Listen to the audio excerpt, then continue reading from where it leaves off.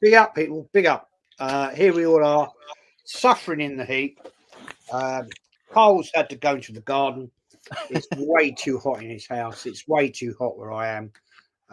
Shane has got the heat wave coming. Basically, I'm fed up with the heat now.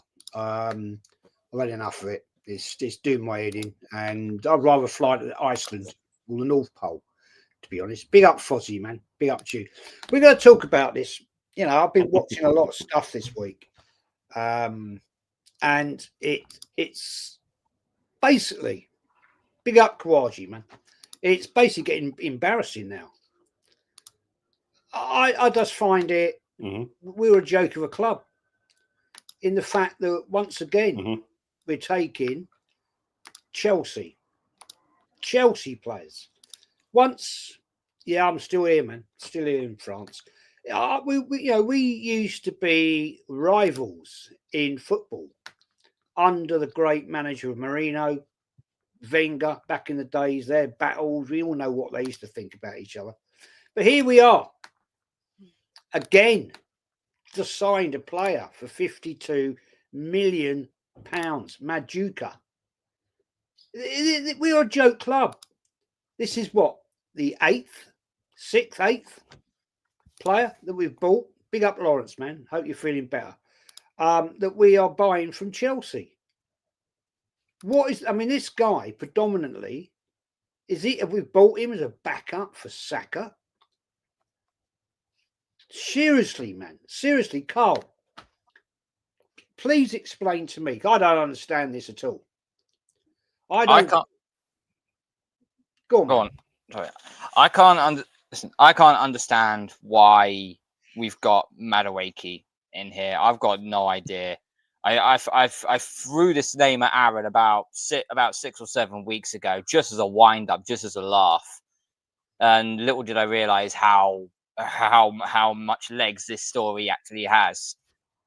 And it wasn't exactly like, we were in talks with him and it was little bits day in after day, but it turned to weeks and so on. And then maybe at the end of the season, end of the transfer window, when it's all done and dusted, we then threw this curveball in. And it was like, another Chelsea player.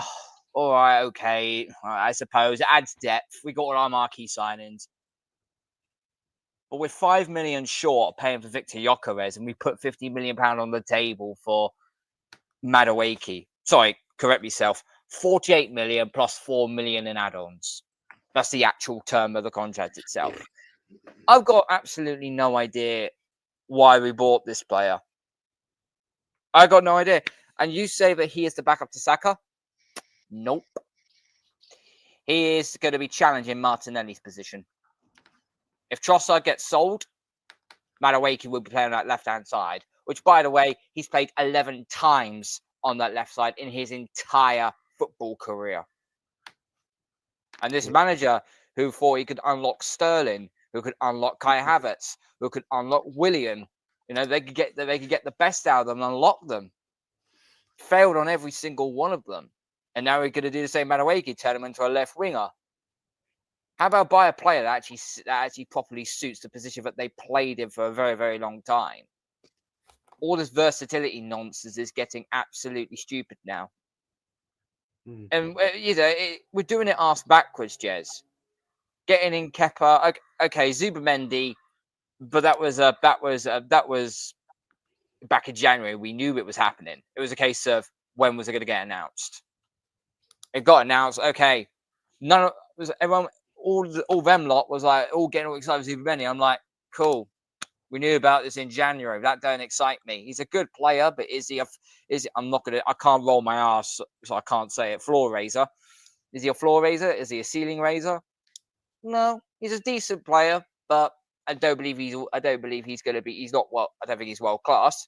Because let's be real, if he was in the UEFA Nations League semi-finals and final, and Rodri wasn't injured, guess what? Rodri will be starting in Zubimendi's place. So you can thank your lucky stars on that one. Was any other club interested in Norgard? Anybody? No? Okay, just us then. We're the only fixtures that actually go after these players. 1 year younger than a certain number 5 who I will not name for obvious reasons. It's just okay, 10 million. His wages are going to be very low, which is fine and all. But what happened to actually buying players that are already going to contest the position? Getting Paulinho in would have tested the position of Zubamendi, not Norgard. Norgard's going to be your prototypical backup for the Carabao Cup and the FA Cup games, supposedly, even though this manager doesn't know how to rotate. And at the end of the day, this window has been a shambles so far. I lost my rag when Madueke got announced, and I felt like death when it finally got confirmed that Madueke was an Arsenal player. I was like, even if right now you land Gyokeres, you land Eze, I don't think it you can't polish a turd. Let me put it this way, Jez. If Gyokeres does come to the club, to Arsenal, Madueke is the turd and Gyokeres is the polish. The thing is, though, Shane, right? We can sign players like Norgard. We can sign players, right? That easily from Chelsea, but we won't go the extra 5 million to get Gyokeres. Now, I have to question very deeply the intent of the club. A proven player, yet we go for the low grade of players. I mean, Norgard, I'm sure he's all right, but he's not the level we're looking at, surely. You know, I mean, come on, Shane. We were told once we went in the Champions League, we're bringing in world class players. Well, I'm not seeing any yet, and I think this is just another feign of bullshitting us as fans, that we're just doing this for the like of the club, and I'm fed up with it, man. And I think the fans are hurting. Shane, please go on. Sorry, Jez. I fully agree. The thing is, we spent world class money. We spent 850 million now, I think, since Arteta's been here. So we spent world class money. He's just blown every penny of it.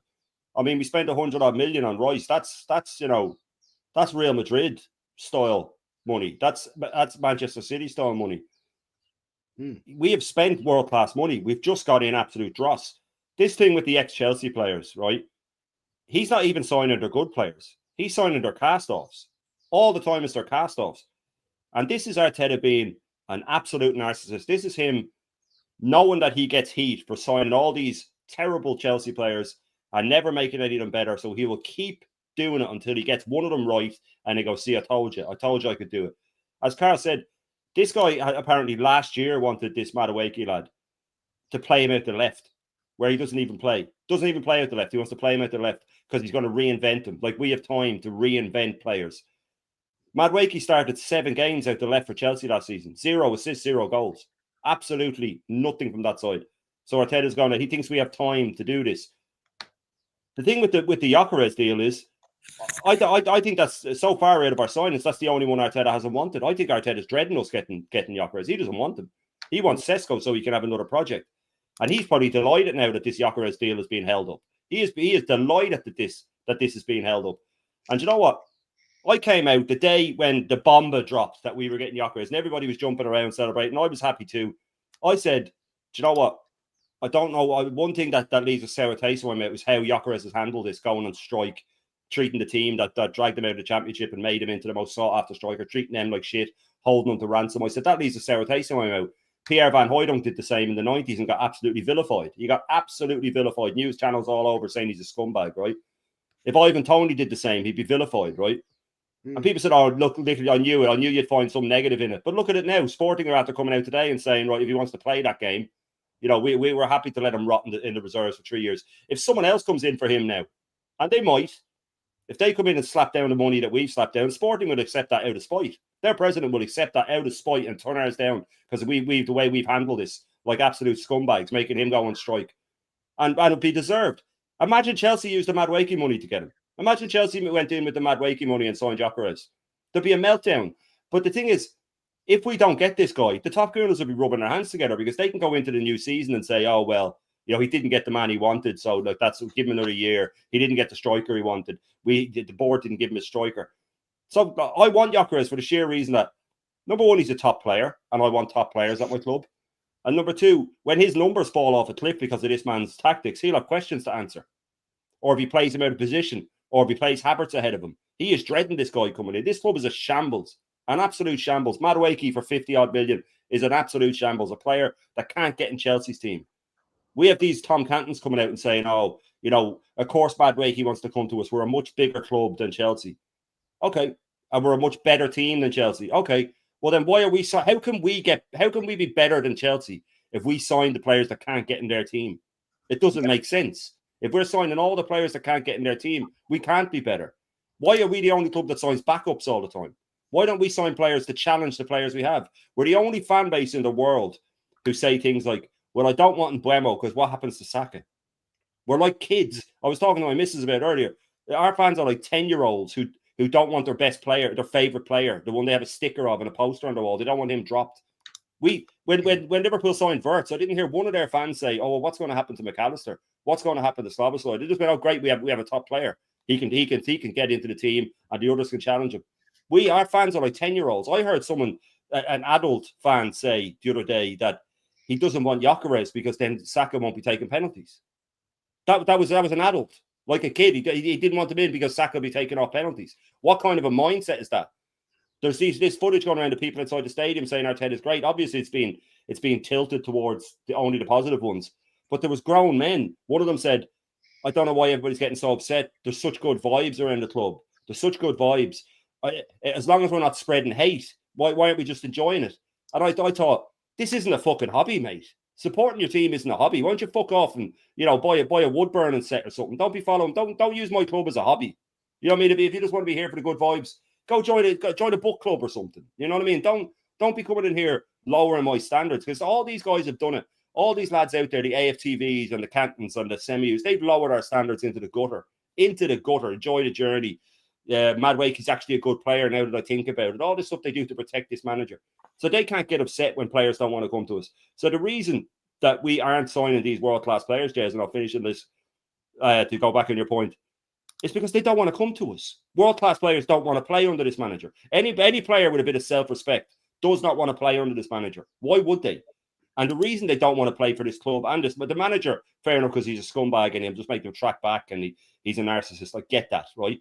But the reason they don't want to play for the club is because our image over the last 5 or 6 years has been painted as this journey team. Enjoy the journey. It's just a good time. It's all about the vibes. Trophies are secondary. Look what we're competing again. So all these so-called top gooners, they can't get upset when players see us the way they've painted us because they've painted us this way.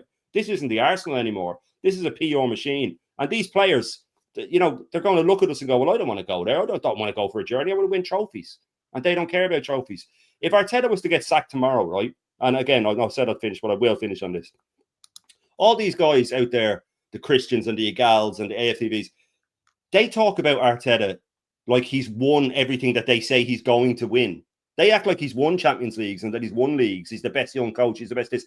If he got sacked tomorrow, he would have spent more than all the other managers combined in our history, right?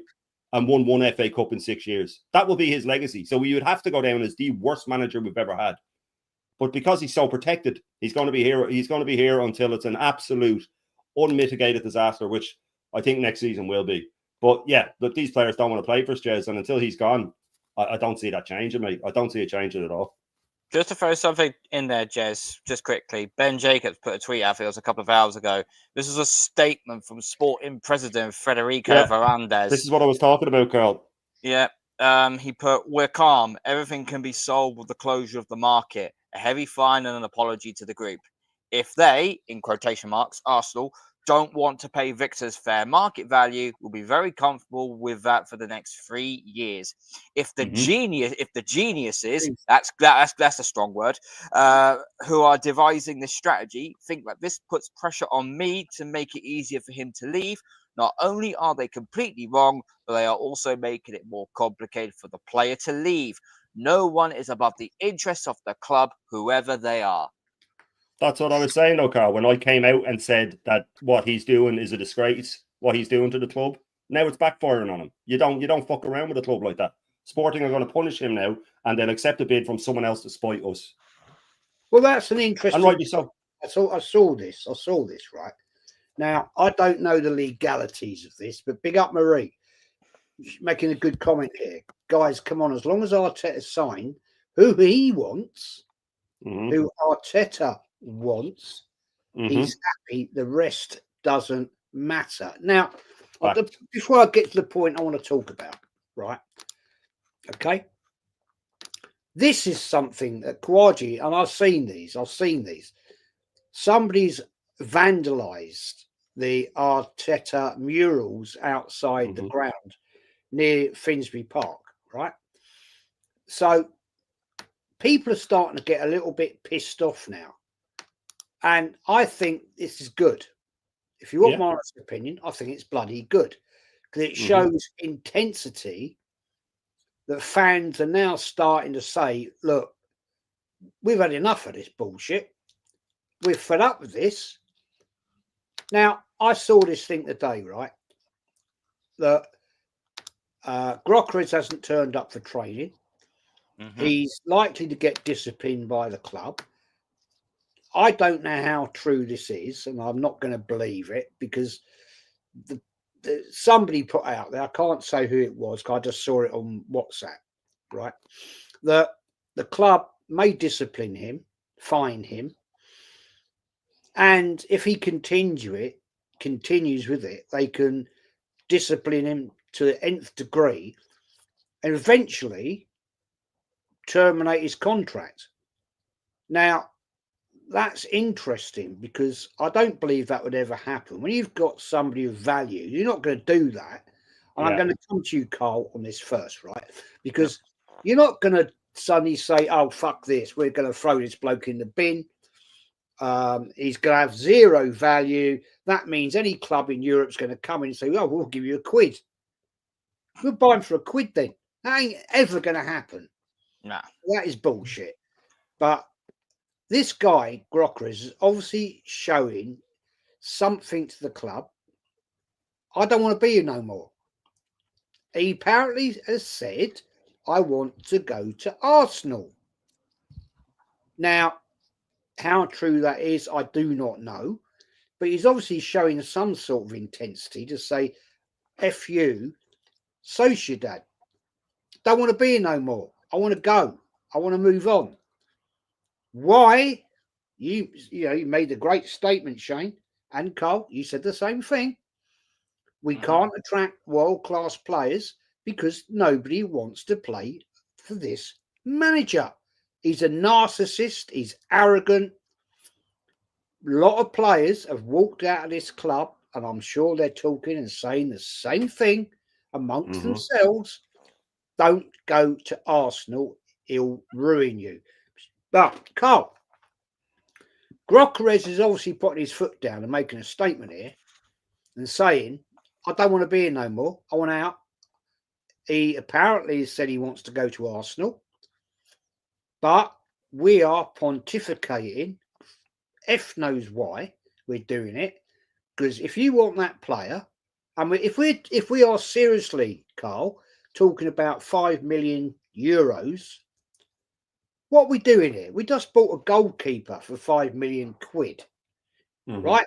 We just bought an ex-Chelsea reject for 52 million. We just bought a Brentford player, but we got a guy, right, that can score goals, which like we need, yeah, and we can't get it over the fucking line.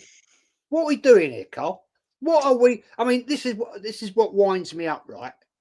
Yeah. What the fuck is this club doing? Because we know what you, Shane, most of the people in the chat, and I'd say 100% of the people in the chat know what we need. Now, I'm not going to sit here and make out I am some great tactician. I'm not. I do know football after 56 bloody years of watching this club. But, Carl, why can we not get it done? It's a effing joke, man. We're all sat here, right, sweating our asses off in the sun, in the heat, getting pissed off. And this club is not delivering the goods again. Here we are, right, halfway through July. Yeah, next week, 15th, right, next Tuesday, whenever it is, halfway through, and we still haven't got the fucking players over the line. Please, before I lose my rag. We're not a serious club, Jez. Not anymore. Not anymore, we're not. There's too much of a trend that's been going along since Arteta's reign. Change has dropped out quickly. There's been too much that's been going on since Arteta has been in charge. Yes, we did buy a couple of Chelsea players during Wenger's tenure. I mean, at least one of them panned out, and that was Petr Cech. At least he helped us win an FA Cup. You know, the way I see it is, I generally thought I had call it hope, right? But when the Arsenal ladies team, and big up to the Arsenal ladies, and big up to the England ladies later on who play tomorrow, right? They won the Women's Champions League. I would have generally have thought when Josh picked up that trophy, something would have clicked in his brain and gone, this is a nice feeling. I like this. But maybe you can't please some people. You don't, with the way our transfers have been, it's been a shambles. No one wanted Kai Havertz. No one wanted Zinchenko. No one wanted Gabriel Jesus. No one wanted bloody Calafiori. No one wanted Kivior.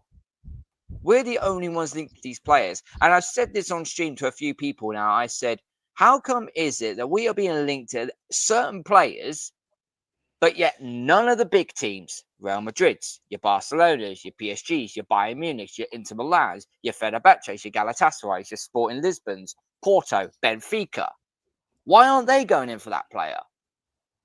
I tell you why, because their scouts and their actual board want to win trophies. They want to be successful. They want to go out and get either the best player that scores goals, the most ruthless defender, or one of the best tactical midfielders in the game. That's what they want. Us, on the other hand, we would rather pick a very good first 11 and then just fill up the bench with average to mediocre players. We've been doing this for years. We've been doing this for so long. When we bought Ozil, it was great, but we didn't do enough. When we bought Aubameyang in, it was great, but we didn't do enough. When we bought Nasri and Cazorla in, it looked good on paper. Guess what? It led to nothing, bar maybe an FA Cup here or there. This club have been doing it for years, Jez. And I've tried to keep a level playing field regarding of the Cronkies in this situation. I've stated that the only thing they've done is given Arteta the money. That's the only thing I can say they have done. But their ambition has not been there for the last decade plus. It just hasn't. And we start to wonder, but as long as we're selling all this merch, as long as we're raising ticket prices, as long as the top gears are all happy with what this so-called fantastic world-class elite manager is doing, guess what? We're going to be stuck in the quicksand for a very long time still. It's going to take a monumental fuck-up for them to change, to start changing their values.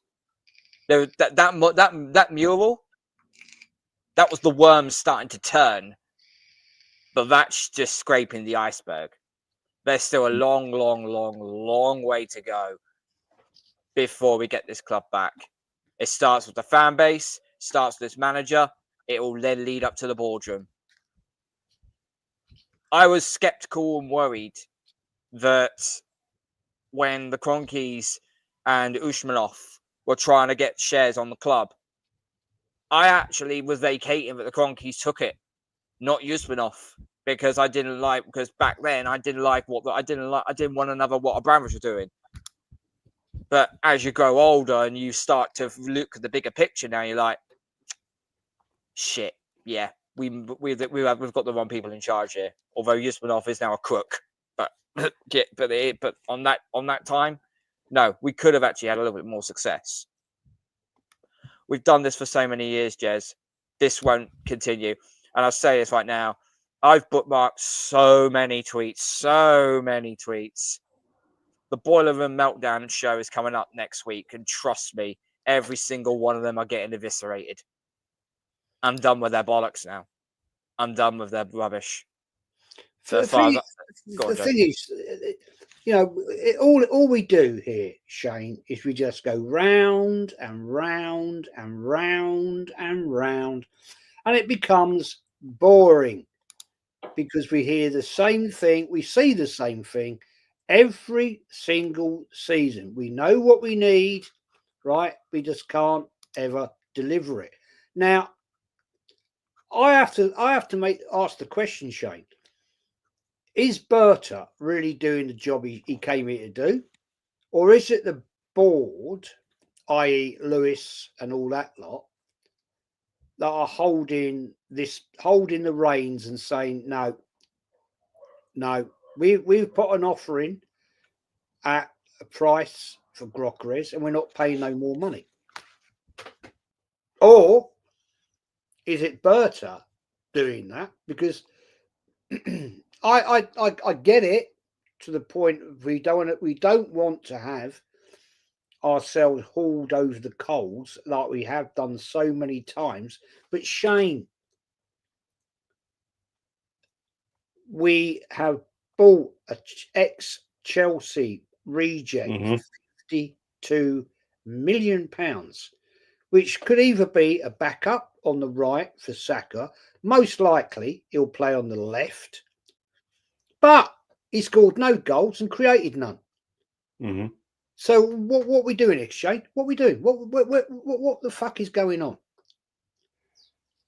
Yeah, Jez, on the Bertha thing, I'm starting to fear now that he's been brought in just to negotiate Arteta's signings better, i.e. get players in on lower wage. If the rumours of Madueke being on a low wage are true, then I mean maybe that's it. But we still give Kepa 100 grand a week. We give a backup keeper 100 grand a week.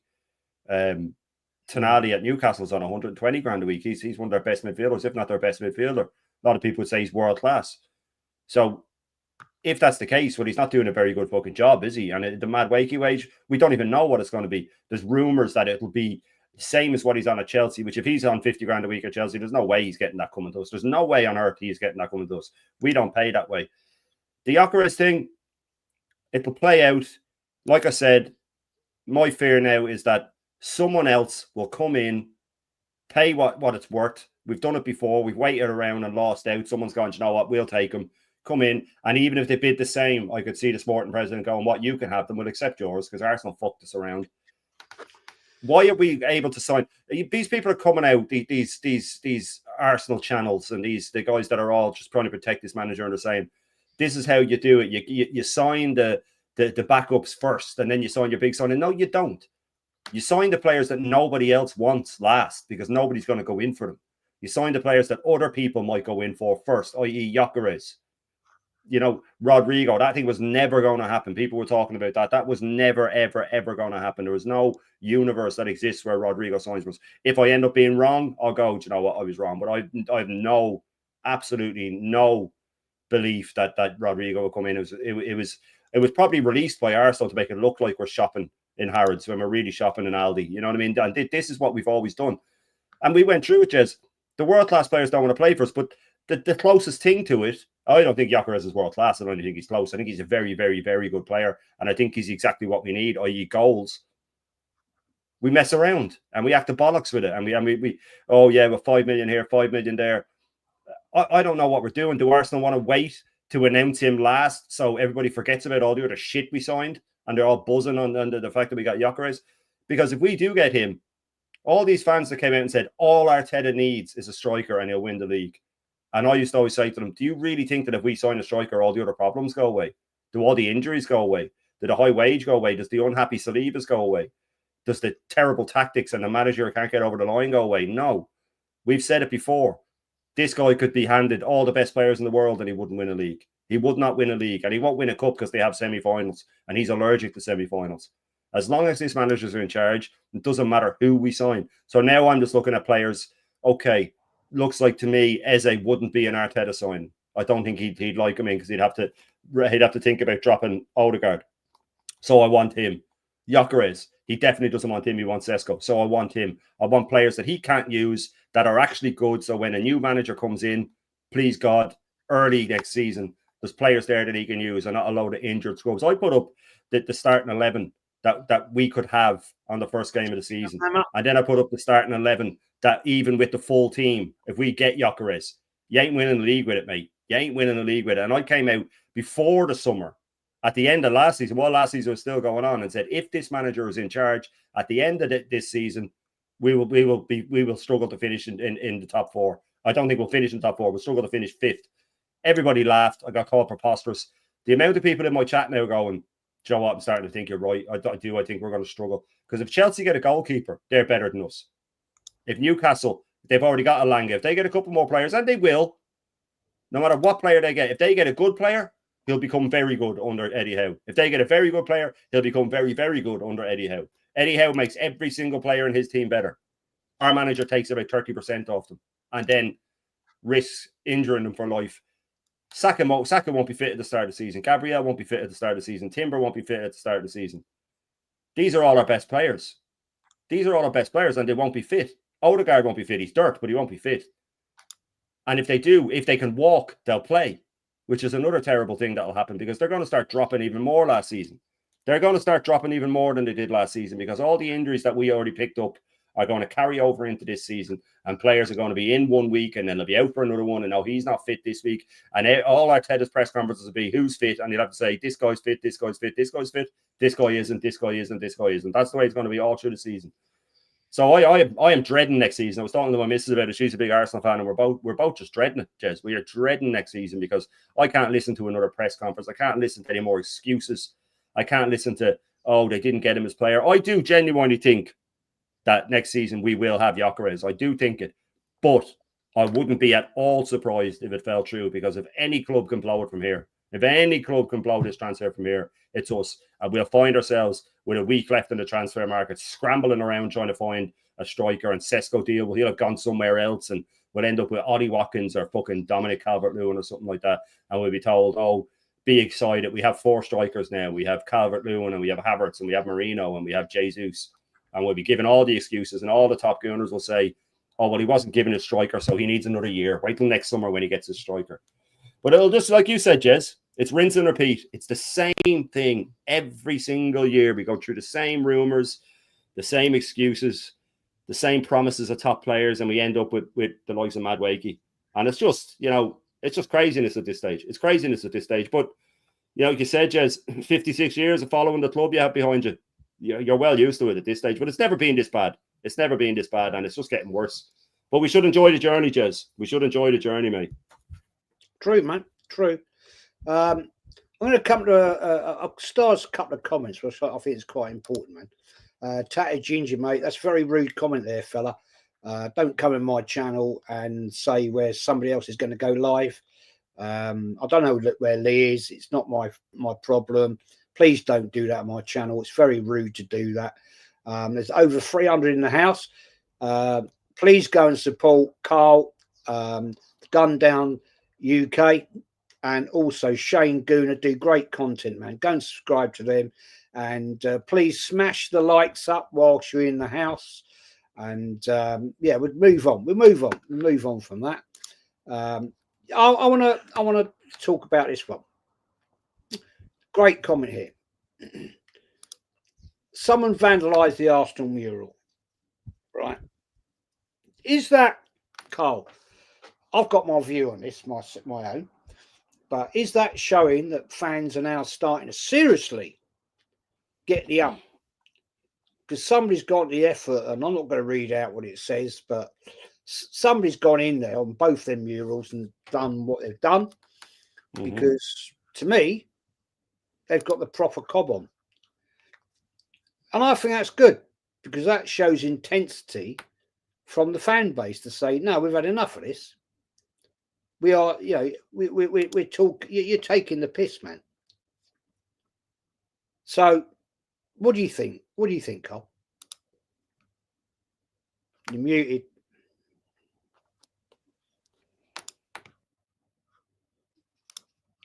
Sorry, microphone got disconnected there. My apologies for that. I said earlier, Jez, that the worm had started to turn. I don't agree with vandalism. I don't agree with it at all. I think it's wrong what people do. Okay, it does sound very over aggressive of what whoever has done this. It's a little bit over the top. However, when certain fans have seen this now through and through over the last 5 years or so, and Madueke was the final straw. It's a little bit trigger happy. I'll say this, but I don't blame them for I don't blame them for what they did. What I will say is that they knew that the other side of the fan base was going to retaliate at some point. That was the retaliation. But that's just a tipping point. We can't do protests because it could only be like 200, maybe 300 people, and that's nothing. So the protesting just unfortunately will not work. The only way you'll work is if you go to the game, scan your ticket, and walk completely out. So they know that you've gone in the ground, but you're not actually there in person.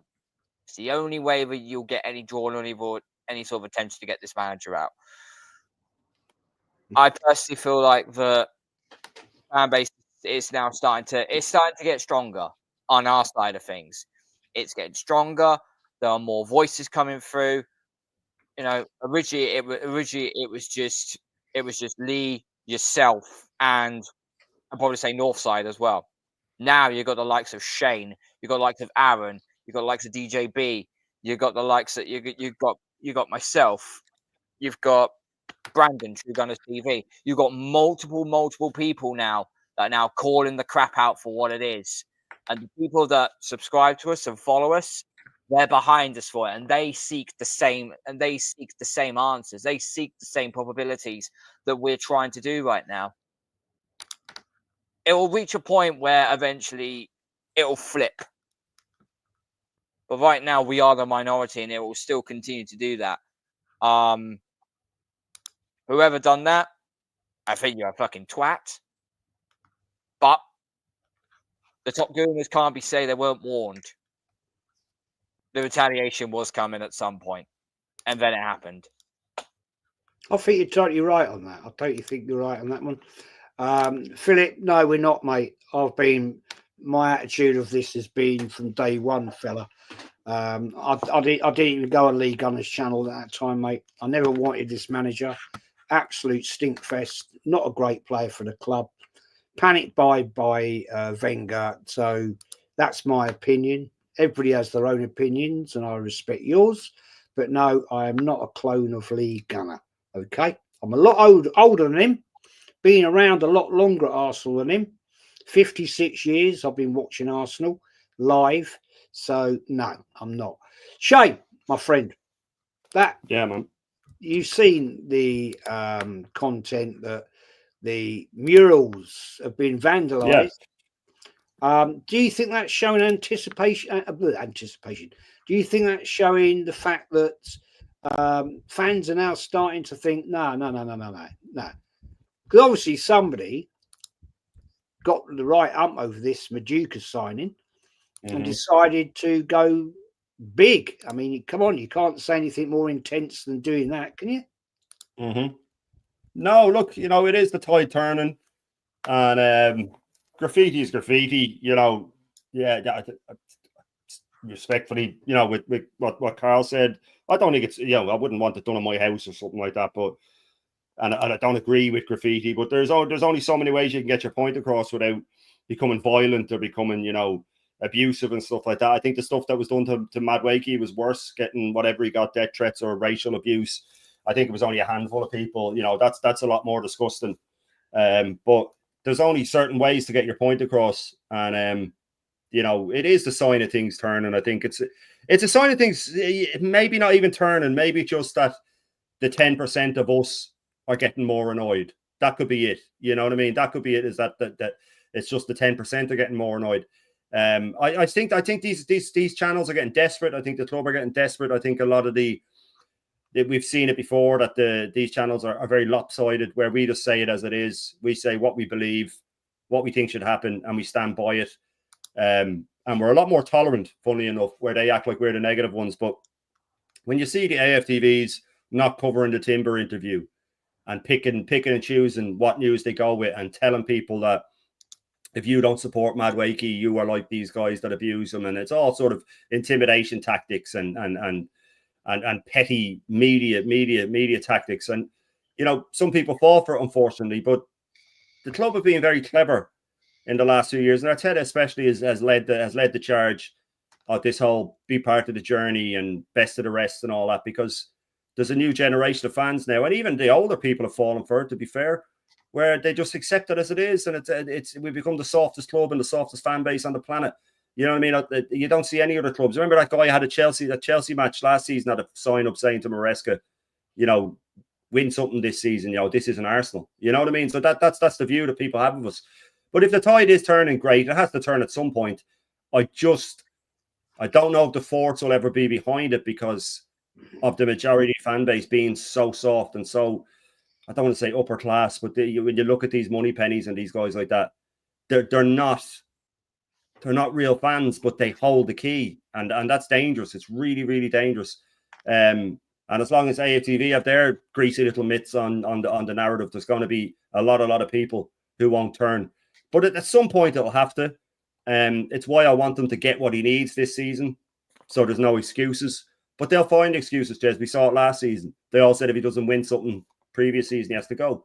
Halfway through the season, when they saw that things were going bad, they already started with the excuses: injuries, referees, didn't have a striker, everything they can think of. Oh, we beat Real Madrid. We did this. I was watching a documentary today, actually, on Italy winning the 2006 World Cup, and Luca Toni was talking about the semi-final when they beat Germany 2-0, and he said the semi-final is the most nervous he always is, because if you lose the semi-final, nobody remembers you, nobody cares, because you're not in the final.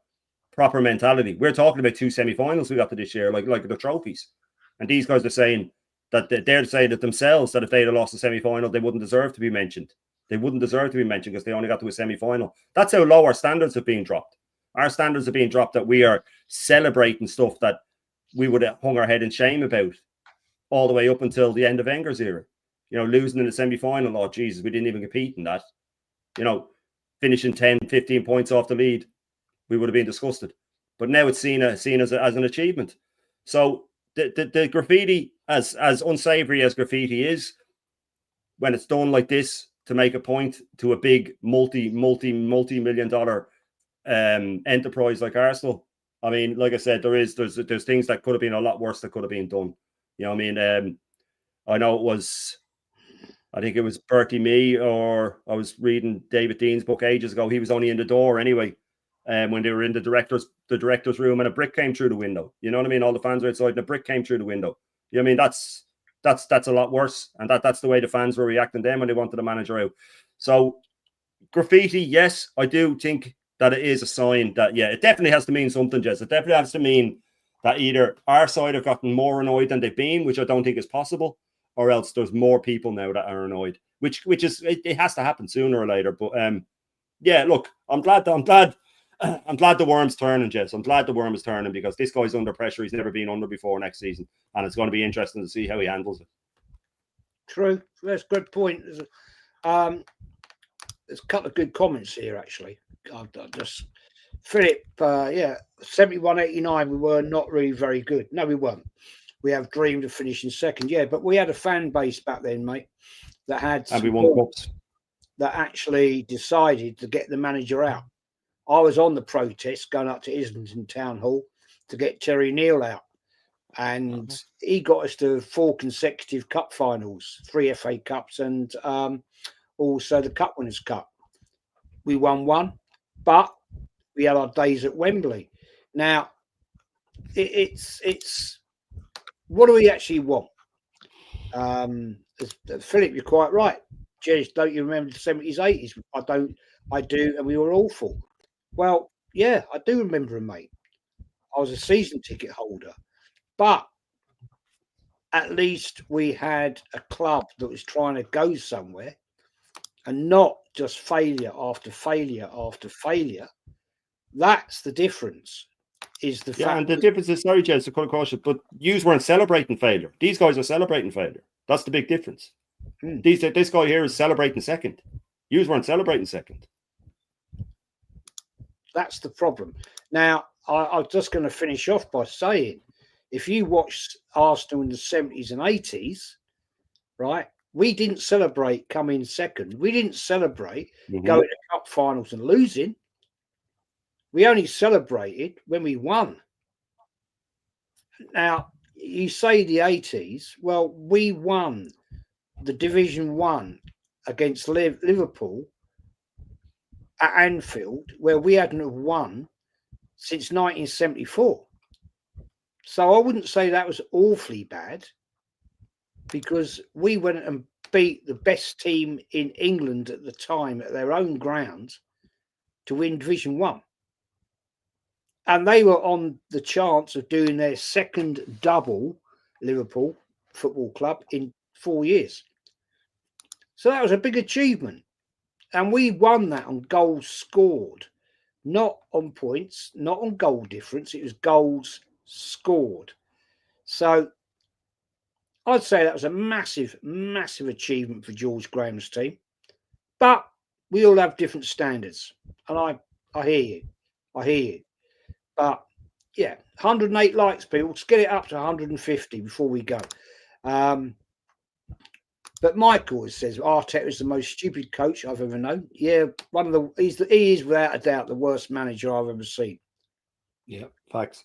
Absolutely the worst manager. I've watched this club for 56 years. He is the worst manager I've ever seen at this football club.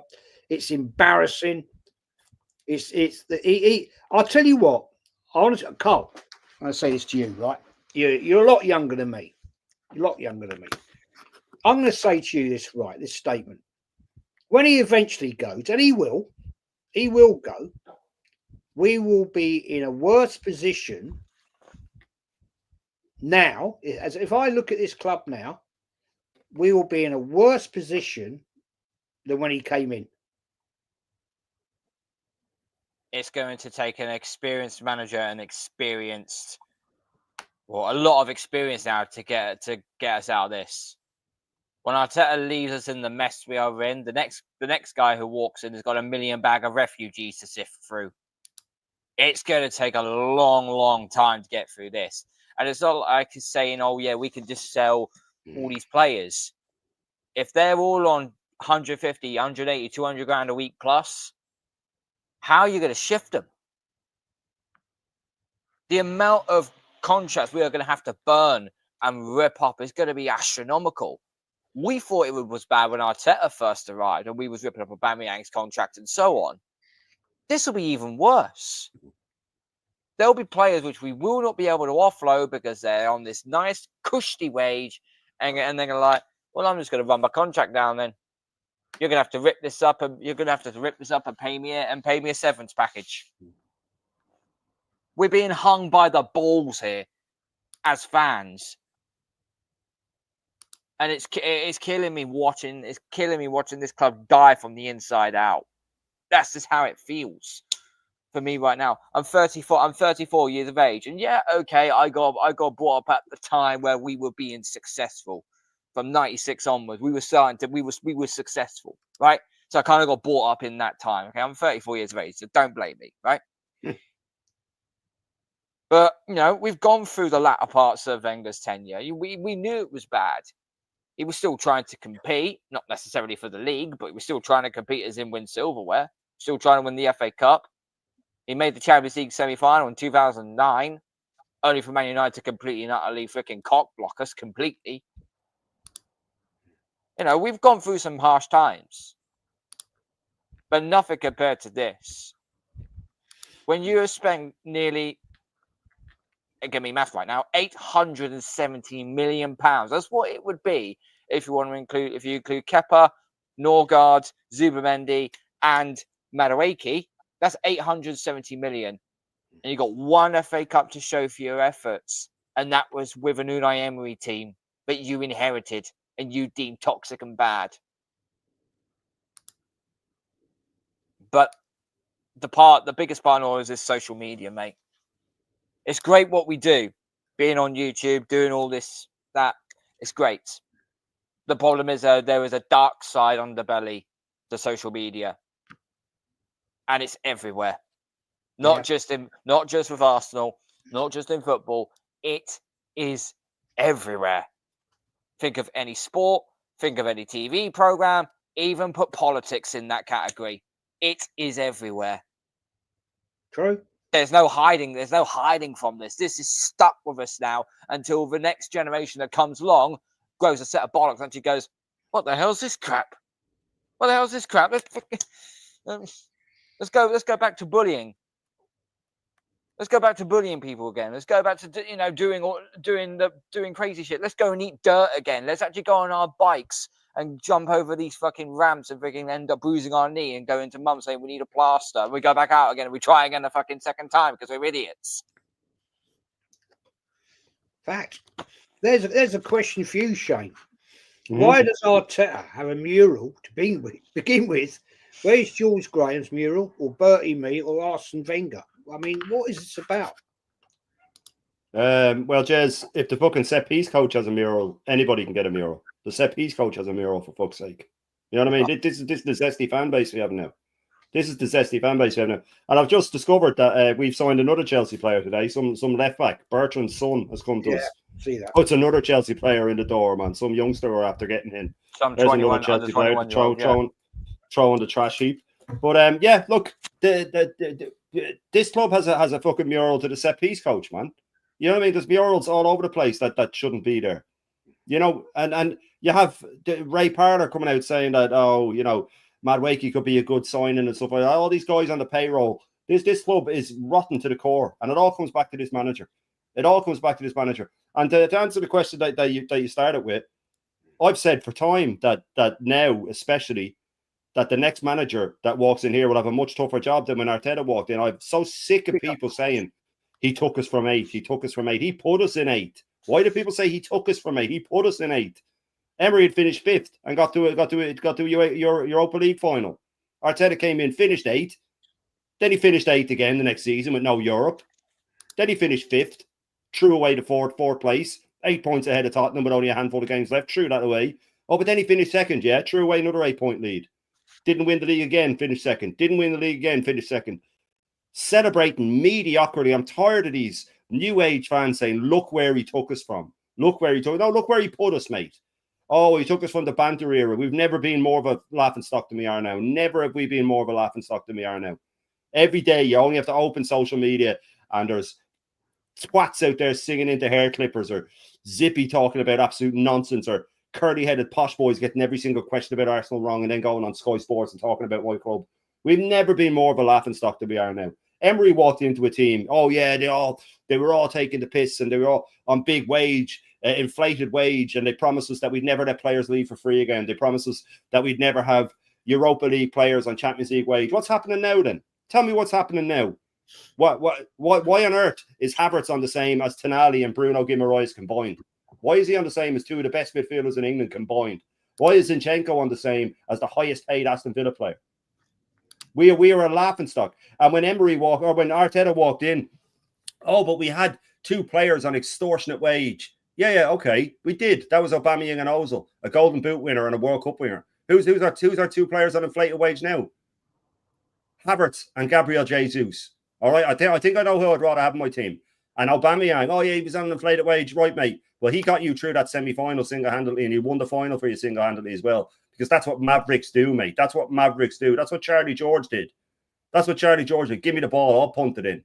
I'll fix it for you. And he was a maverick, and he got in trouble with managers. But that's what they do in big games. Give me the ball, I'll sort this out for you because I'm a big game player. You replaced every single player. Now that Tierney's gone, he's gotten rid of every single player that won him that cup, from the bench to the players on the pitch. And only 2 of them haven't won something since they've left. So that by that rationale, every single player he's brought in hasn't won since that FA Cup final. Every single one of them hasn't won because he's their manager. He got rid of all these players that can win him things. And then he brought in yes men. And we all know that yes men finish first, don't they? Oh, no, wait, they don't. They finish last. So you cannot win leagues with yes men. You can't win Champions League with yes men. You can have a few of them. You can have a few little hard workers in there. Fine. Teams need that too. But you need players that will challenge you. You need players that will come in at halftime. And when you tell them, do this, do that, do this, they go, no, hang on, mate. You're wrong. I'm not going to do that. And yeah, you have a go with each other. And then you go out on the pitch and they change the game. Peter Schmeichel and had Alex Ferguson up against the wall before. You know what I mean? Roy Keane would have had players up against the wall. That famous game against Liverpool on the unbeaten season when we had just lost in the Champions League and then we went out of the cup. We were 2-1 down at home to Liverpool. Martin Keown, in his last year at the club, said to Wenger, can I give the halftime speech? Wenger said, yeah, go on. Because I know you'll bollock them.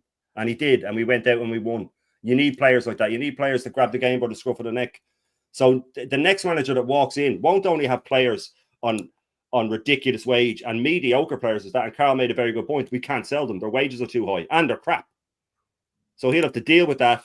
And it's not even like you're walking in to have a load of mavericks and you could go win a cup the way Arteta did by just throwing them on the pitch and dealing with it later and letting them do their thing. You're going to walk into a load of little cooks who can't change a game on ridiculous wage. But I still don't care. All I want back is hope again. That's all I want is hope. Even if it's the hope of battling for Champions League under a better manager and knowing that things might get better as they go on. I got done on X by Ugal and all these people, and the Pratt and the Hat piled in with, oh, behave. How dare you say this is the lowest you've ever felt? This is the lowest I've ever felt as an Arsenal fan. The lowest I've ever felt. I have no hope.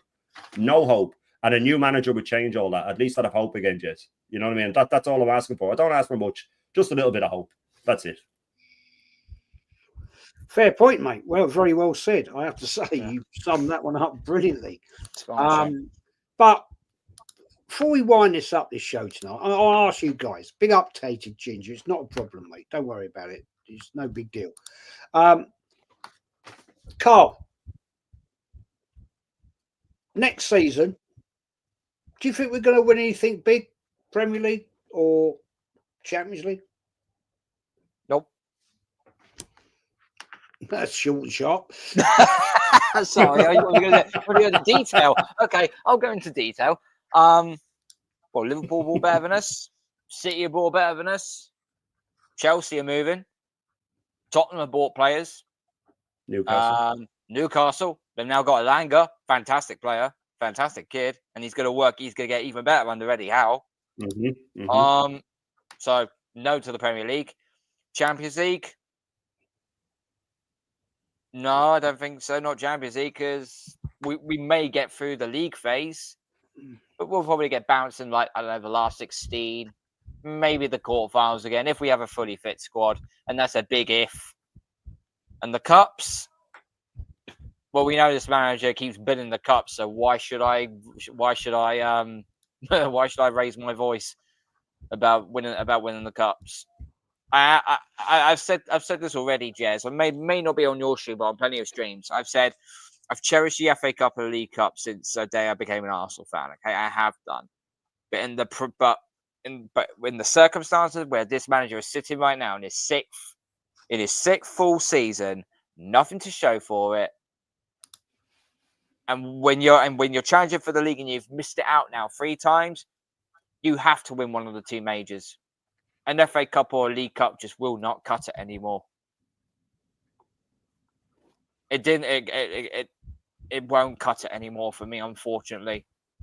Maybe when it reaches, if we do get to a final, it's a day out of Wembley, I might feel a little bit more of a sentimental value. But deep down in my gut, it's like, it's took you this long. It's taking you this long just to get back to a final again. It's unacceptable. It's legal Champions League or fuck off. It's simple as. Got to be. It's got to. I mean, I'm sorry.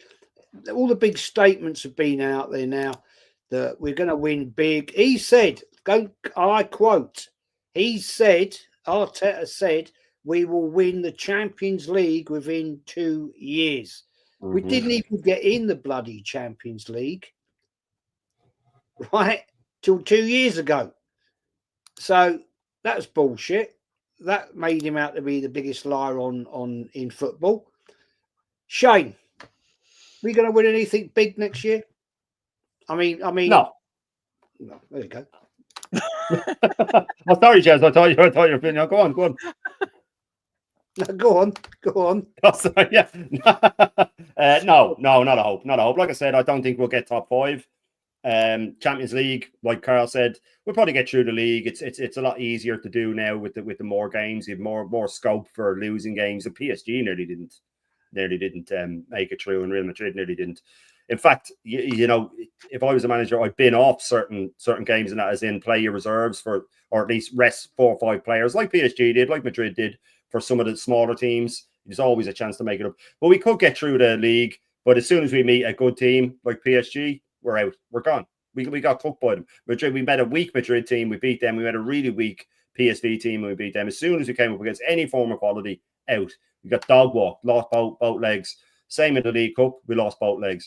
I think that next season is going to be, because of the hard start we have, that the morale's going to be in the bin after about 2 months, because we'd have lost 3, maybe 4 out of our first 7-8 games. I have a feeling we're going to get spanked in a few of them. I think Newcastle away, may as well write that off. Liverpool away, write that off. I think we'll lose the City at home. And I have a sneaky feeling we're going to lose 1-0 to United on the first day of the season. But the League Cup, maybe we'll have one of that. They haven't even got Onana in goal either. Do you know how embarrassing that'd be? We lose to United, we didn't have Onana in goal. I just have a feeling I can see Cunha wrapping one in from. It'll be that, or it'll be a 0-0 or something like that. No, it'll be Slabhead. It'll be Slabhead, a 90th minute fucking corner. Book it now. Something like that. But with the domestic cups, we know how he treats them, Jez. We know how he treats them. He doesn't give a shit about them. And we're putting Kepa in nets for the cup games. You can write them off as well. And the thing is, with cups and Champions Leagues, they involve semi-finals. And we have scored 1 goal in 7 semi-final. The last 7 semi-final matches, 1 single goal we have scored. Emery, it is only European semi-final with us, scored 7 and 2 legs against an amazing Valencia team. Properly smashed them. So with cups and the Champions League involved in semi-finals, we'll never get past them. Not under this manager. He's a bottle job. And the league is it's a dream. It's an absolute dream. We ain't getting anywhere in the league. Not anywhere. Our league campaign will be over after 8 to 9 games. We'll be too far behind to catch them. So no, to answer your question, Jason, I didn't mean to cut across you, mate. I'm sorry. We won't win. We won't win jack shit next season. Not in this manager in charge. If he was to get sacked before Christmas and a winning manager came in, a Mancini or something like that, and we were still in the League Cup because the FA Cup wouldn't have started yet, we could win a cup the way he did. A new manager come in, revitalise us, concentrate in the cups and concentrate on getting top 4. But if he's in charge come Crystal Palace on the final day of the season, absolutely nothing under this manager. 0. He's done nothing to prove me wrong, Jez. He's done nothing to prove me wrong. He won 1 cup with a different team, someone else's team, and he's done absolutely nothing since. I totally agree with what you guys said. I'm agreeing with the majority of the chat. It seems that the majority of people are agreeing on the fact that this guy's dusted. He is going to go. There is going to come a point where enough is enough. Either the club will bin him. The fans, I think, will be the ones that will bin him to say, we've had enough of this bullshit now. You lie to us all the time. And it's time to walk. It's time to go. If he's got any credence to himself, credence, is that the right term? He'd walk out and say, yeah, I've done all the best. I've done my best. I've done all I can do. And then I can actually sit here and say, you tried your best, Arteta, but you just weren't quite the levels. You weren't quite good enough. Walk away. Let's get somebody in that is better than you, and there are better out there. And don't give it all the bullshit that there aren't, because there are better managers that can get it over the line, and we can try and move on and rebuild again. That was my point I was trying to make earlier. Because we are going to have to go, I don't care what anybody says, a rebuild again. Mm-hmm. Because this club is in a shit show mess. Anyway, gentlemen, thank you for joining me. Karl, thank you for joining. Shout your show out. What you got coming up, my friend? Yeah, Jez, thank you for inviting me on, mate. Much appreciated. I'm hopeful I've got enough battery life before my laptop dies. So it'll be very quick. You'll find my channel, Gunned Down UK. Find me on Instagram, Gunned Down UK _34.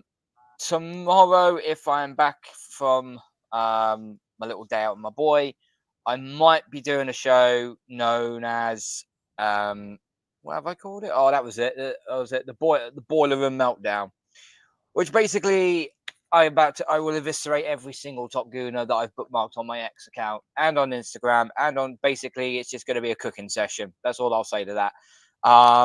Also, I will have the anger management session returning next week.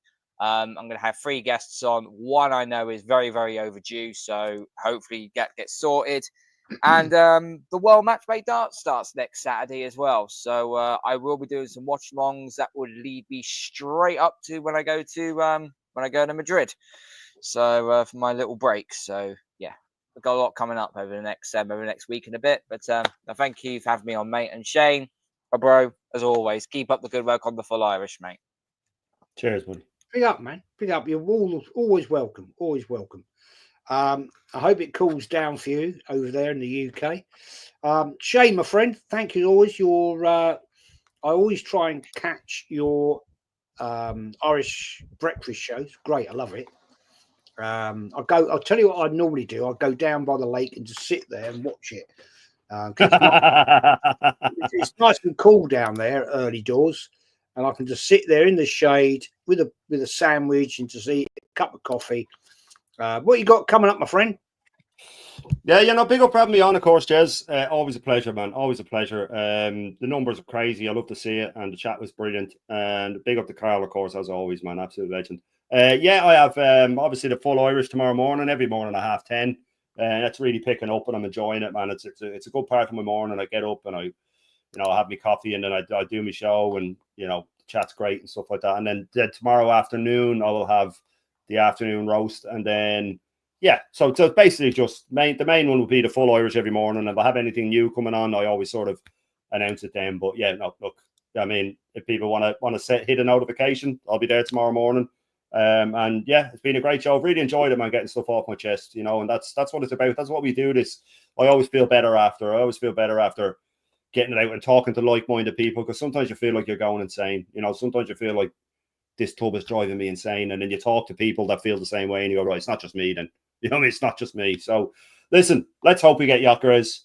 Let's hope he shows that this manager is awful by his numbers dropping, and let's hope that Arteta's gone and we can all celebrate and have hope again. Like I said, that's all I want, just a little bit of hope. But cheers, Jez, for having me on, man. Absolute legend. No, always welcome, man. Always welcome. Lee Gunner is now live, so everybody go over and watch Lee. Put in it, Jez Raid. I know you won't, but just say Jez Raid, because Lee does it to me, so I'm trying to reciprocate and say Lee Raid, Jez Raid, sorry, beg your pardon. And we're going to be out of here, people.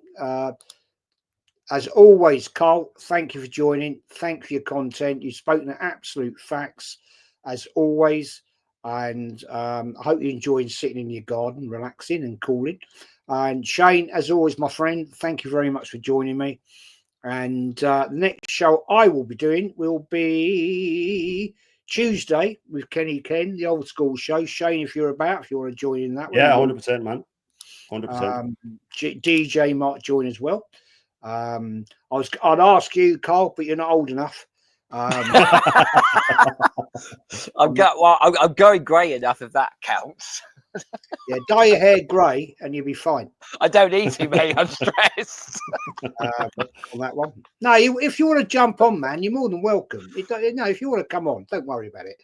I'm taking the piss, my friend. I'm taking the piss. If you want to come on, come on. It's not a problem.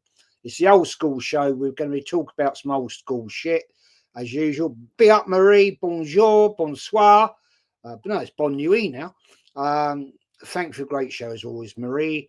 Yeah, my French is getting better slowly, but I want to go home now. I won't lie. I want to go home. I've had enough. I'm fed up here. It's too hot. It's too hot for me. Big up little Villagianti. Another great stream, Jez. Big up to you, my friend. Anyway, we're going to do the outro. We're going to get out. Au revoir. Au revoir to Kawaji. And big up, Mama. Mama. Thank you, as always, my top moderator. Paris or London, I'd rather right now, mate, be in Reykjavik in Iceland, to be honest. That'd be nice. That'd be nice. I'd like to just sit there on a bloody iceberg and chill, to be truthful. Anyway, we're going to get out of here. I'm going to do the outro. And everybody, Karl, Shane, you're legends. Thank you for joining. And